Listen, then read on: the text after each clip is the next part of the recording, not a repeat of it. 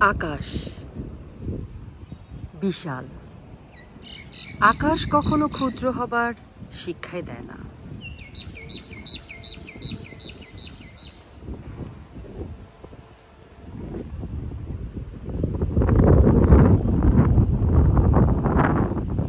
আকাশের নিচে দাঁড়ালে নিজেকে বড্ড ক্ষুদ্র মনে হয়। ক্ষুদ্র এই মানুষ, আমরা কতটা ক্ষুদ্র ক্ষুদ্র কাজ করি।